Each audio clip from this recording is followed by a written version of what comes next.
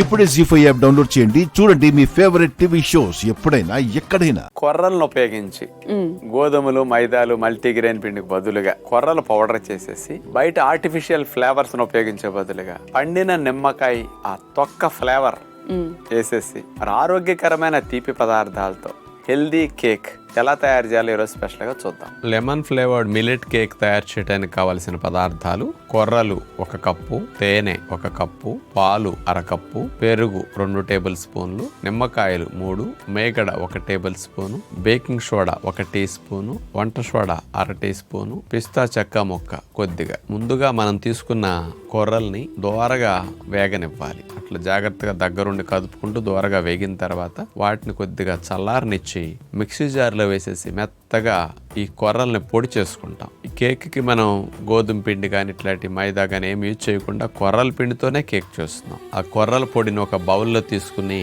అందులో పెరుగు, పంచదార బదులుగా తీపికి మనం తేనె ఉపయోగిస్తున్నాం ఈ కేక్లో. దీంతో పాటు కొద్దిగా పాలు పోస్తున్నాం. పెరుగు, పాలు, తేనె ఇవన్నీ కూడా కొర్రల పిండిలో పూర్తిగా కలిపేసేయాలి. దానిపైన బేకింగ్ సోడా, వంట సోడా ఈ 2 వేసేసి లెమన్ జ్యూస్ కొద్దిగా వేస్తాం. ఫ్లేవర్ కోసం పండిన నిమ్మకాయలు తీసుకుని తురుమాలి. అట్లా నిమ్మకాయ తొక్క మాత్రమే పడాలి. చూడండి, నిమ్మకాయ తొక్క లోపల ఉండే తెల్లటి స్కిన్ మాత్రం రాకుండా అట్లా చేత్తో జరుపుకుంటూ పైన పండిన తొక్క తురుము పడే విధంగా అట్లా చేస్తే ఈ పిండిలో కలిసేసరికి తినేటప్పుడు చాలా స్పెషల్ ఫ్లేవర్ ఈ కేక్ ఉంటుందన్నమాట. తొక్కకుండే వాసన, రుచి స్పెషల్గా ఈ కేక్కి లెమన్ ఫ్లేవర్ రావడానికి, టేస్ట్ రావడానికి బాగుంటుంది. ఆ నిమ్మకాయ తొక్క తురుమంతటిని కూడా కలిపేస్తాం. కేక్ పిండి సిద్ధమైంది. కేక్ ట్రే తీసుకుని అందులో మేగడ రాసేసి పిస్తా చిన్న చిన్న ముక్కల్ని అందులో అడుగుని చల్లేస్తాం. కేక్ పిండి దానిపైన పోసేసి ఇక బేకింగ్ ట్రేలో పెట్టేసేసి దీనిపైన మళ్ళీ ఇంకో నిమ్మకాయ తీసుకుని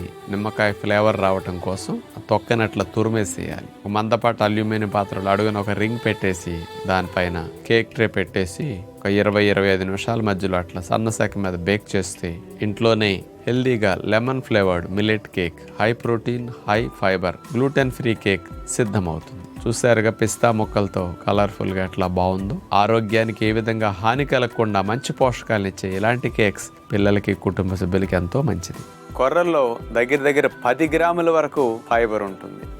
బియ్యంతో పోలిస్తే, గోధుమలతో పోలిస్తే కొర్రలు అన్ని విధాల high protein, high fibre, carbohydrates 15% బియ్యం కంటే కొర్రల్లో తక్కువ ఉంటాయి. 60% కార్బోహైడ్రేట్స్ కొర్రల్లో. బియ్యంలో 77% కార్బోహైడ్రేట్స్ ఉంటాయి. అన్ని లాభాలు. అందుకని కొర్రల రవ్వ ఉపయోగించి కొన్ని పదార్థాలు, కొర్రల పిండి, కొర్రలను అన్నం వండుకుని కానీ ఏదో ఒక రూపంలో కొర్రలు వాడుకోవడం అనేది మిల్లెట్స్ అన్నింటిలో కంటే మంచి రకం కాబట్టి కొర్రలను ఇట్లా అన్ని రూపాల్లో వాడుకోవడం మంచిది. చూసారుగా, ఈ కొర్రలతో కేక్ ని తయారు చేసుకోవడం. ఇలాంటి మరెన్నో కేక్ రెసిపీస్ కోసం ఎదుగుతున్నారా?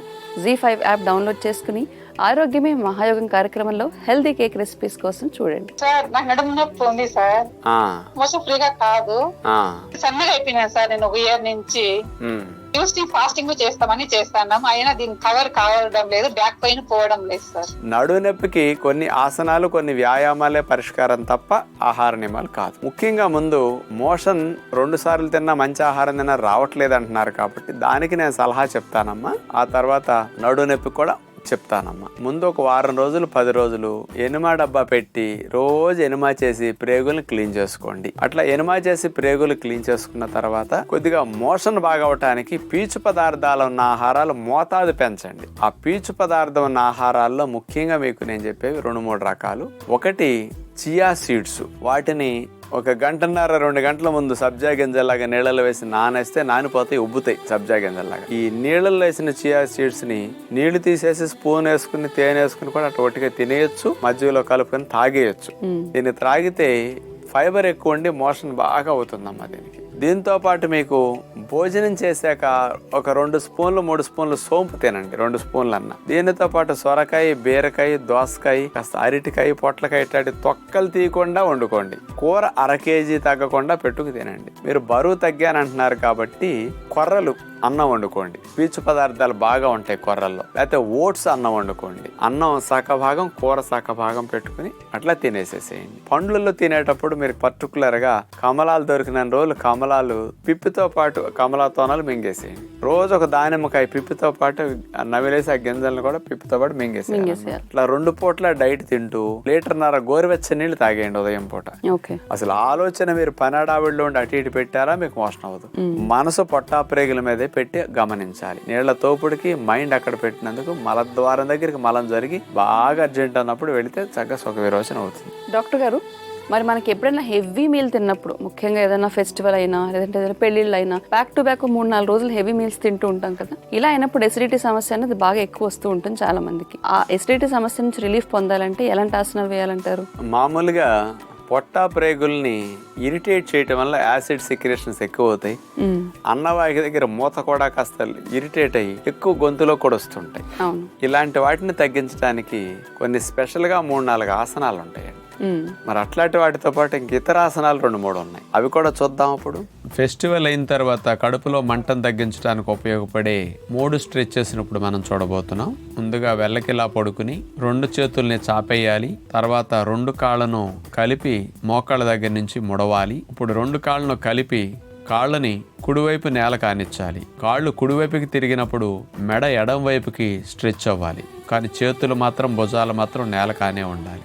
అలా స్ట్రెచ్చింగ్ చేసిన తర్వాత ఈసారి 2 కాళ్ళను ఎడం వైపుకి నేల కానేటట్టు అట్లా జరుపుతాం. తల, మెడ ఇవన్నీ కూడా కుడివైపుకి తిప్పాలి. దీనివల్ల పొట్టలో పండగలకు తిన్న రుచికరమైన ఆహారం వల్ల రిలీజ్ అయిన ఎసిడిటీ అంతా కూడా తగ్గటానికి, పొట్టలో హార్మోన్స్ ని కంట్రోల్ చేయడానికి, ఎంజైమ్స్ ని కంట్రోల్ చేయడానికి ఇది బాగా ఉపయోగపడుతుంది. స్పైనల్ ట్విస్టింగ్ ఇది బాగా నడుము ఫ్లెక్సిబిలిటీని పెంచడానికి, నడుము నొప్పులు కొద్దిగా ఉన్న వారికి, బాగా నడుము కండరాలు టైట్ అయిన వారికి ఫ్రీ అవ్వటానికి ఇది బాగా ఉపయోగపడుతుంది అన్నమాట. తర్వాత రెండోది, కుడికాల్ని కుడివైపు వాల్చేస్తాం. ఎడమ కాలుని మోకాల దగ్గర నుంచి పాదం ఎడం వైపుకి వెళుతుంది, మోకాలు మాత్రం నేల కాంతుంది. కుడికాలు కుడివైపు కానందుకు మెడ ఎడం వైపుకి తిప్పాలి. నెక్స్ట్ అట్లా ఎడమ కాలు ఎడం వైపుకి వెళ్ళినప్పుడు మెడ కుడివైపుకి అట్లా ట్విస్ట్ చేయాలి. 2 మోకాళ్ళు డిఫరెంట్ ప్లేసుల్లో నేల మీద అట్లా ఆంతాయి అన్నమాట.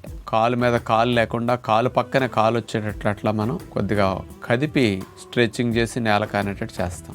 ఇక 3వ వ్యాయామం, చేతులు అట్లా చాపేసిన తర్వాత ఎడమ కాలుని లేపి కుడి మోకాలు యువతల భాగంలో అట్లా పాదం ఆనిచ్చేసి కుడి చేత్తో ఎడమ మోకాలను పట్టుకుని కుడివైపుకి మోకాలు అనేటట్టు అట్లా స్ట్రెచ్ చేయాలి. మెడ భాగం అంతా ఎడమ వైపుకి తిప్పొంచాలి. మనం భుజాలు మాత్రం అసలు కదలకుండా అట్లా ఉండాలి, అని ఉండాలి. ఇలా చేసిన తర్వాత ఈసారి ఎడమ కాలు చాపేస్తాం, కుడి మోకాల్ని ఎడమ వైపు కానేటట్టు చేస్తాం.